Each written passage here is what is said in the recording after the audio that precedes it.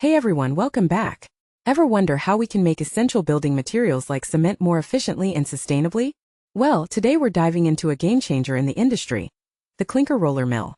It's transforming the way cement is manufactured, focusing on low-energy processes. So what is clinker? It's the key ingredient in cement, produced by heating raw materials in a kiln. Traditionally, grinding it into powder has been incredibly energy-intensive. That's where the clinker roller mill comes in. This innovative technology uses rollers to crush and grind the clinker, rather than old-school ball mills. The result? It slashes energy consumption by up to 50% compared to conventional methods. Imagine cutting your energy bill in half while boosting productivity. Not only does it save power, but it also enhances the quality of the cement. The precise grinding leads to a more consistent and durable final product.